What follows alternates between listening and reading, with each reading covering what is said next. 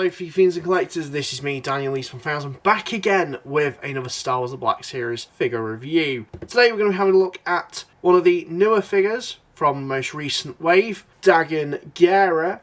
Now, I will be honest, I'm not much of a gamer. Surprising, I know, given my overall demeanour. But I have seen gameplay playthroughs of both Jedi Fallen Order and Survivor. Very, very cool stories. I always like to keep up to date with the current goings on with Star Wars media, stay somewhat in the loop, and I have to say this is a really, really cool character, which hopefully we'll delve into in this review. But as per usual, before we take a look at the figure itself, we will take a look at the packaging. Of course, you've got this pretty standard Star Wars The Black Series box, taking a bit of the old and the new. Of course, Star Wars The Black Series logo at the top there, the window packaging, which also has a lovely backdrop bled in to that blue, just to offset that figure really, really nicely. Really makes it stand out. You've got the name of the character just there, the number of the character as well, and the Gaming Great sticker. I love the fact that Gaming Greats no longer is a line almost of its own. It's been incorporated into the actual main Black Series line of figures. Kind of removes that stupid exclusivity away from them, which is great. Side rant there, but you've got the name of the media that is from, Star Wars Jedi Survivor. Also, as per usual, the legal bump on the side. You've got the Gaming Greats logo there, Star Wars The Black Series, that blue sort of transitioning around the packaging. On the other side, you've got lovely artwork of the character as well, and that blue fading in. Name of the character, Dagan Gera.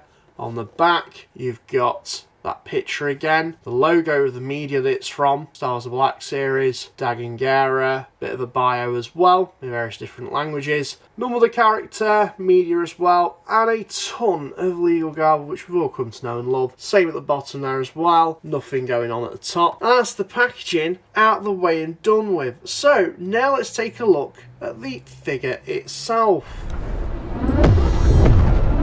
Warn the others. We're under attack.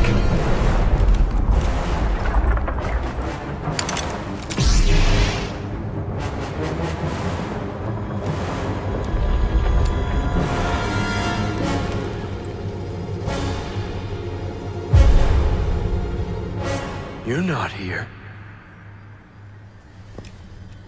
You're not supposed to be here.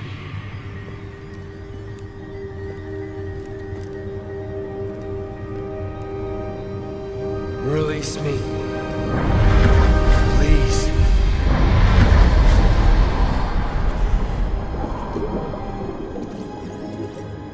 So here we have Dagan Gera out of the packaging and in hand. And I have to say, this guy is really, really cool. Not only in terms of like overall look, but also in terms of character as well. He's a Jedi from the High Republic era that's been in cryostasis and is woken up by Cal Kestis during, of course, the time of the Empire Rising. He's the main antagonist for the large portion of the game, and well, Hasbro have captured him just perfectly. Of course, you've got a really wonderful head sculpt, that very pale alien face, some very cool but subtle markings as well that you can kind of just see on his neck. I love the hair that they've sculpted on him. That looks absolutely fantastic. You've also got the gold sort of hair bobble clasp just securing and fixing his hair. Then looking at his actual outfit, it's very ornate, very old worldy, of which is the kind of aesthetic of the High Republic era. I love the sort of insignia, the trim of gold, just very, very ornate, very, very classy looking.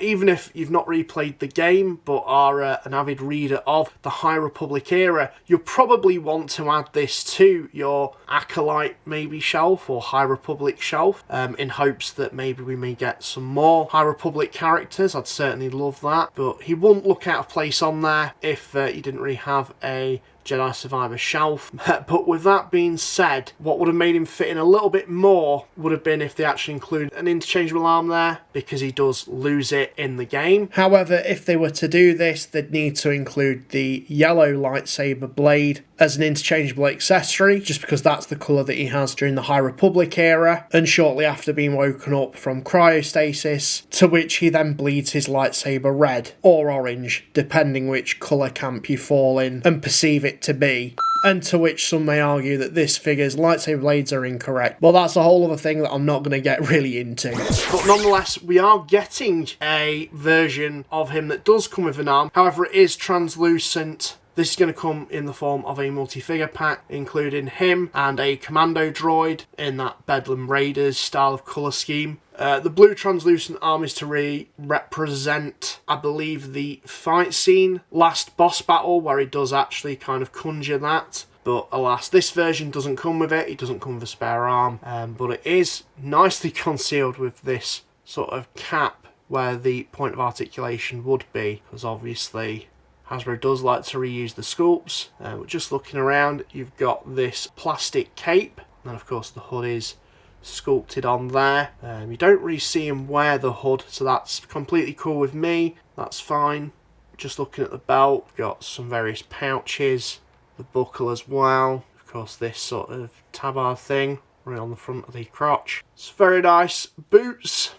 Nothing to really ring home about, but they are very ornate. I love that sort of off-white cream under outfit. Just a very, very lovely looking figure. Hasbro's done a remarkable job with sculpting it. It's a little bit basic on first glance, but I just love the sort of ornateness on it. And speaking of ornateness, just going into the accessories, the lightsaber as well, just the hilt on that is rad. I love the sort of markings and sculpt that Hasbro have put into this thing. Now, it is double bladed. It is worth noting in the game he starts off with just having one lightsaber, and you can split them in half if you did so wish. So you can have him hold just the one lightsaber like he has at the start of the game, and then if you did wish, you can combine it to have the twofer when you duel against him. I'm pretty sure he does use the Force as well to attack you with his lightsaber without actually holding it. I would have really liked if we came with a display stand so you could kind of recreate that, like a translucent display stand, just hold the lightsaber, just in various different positions. Nonetheless,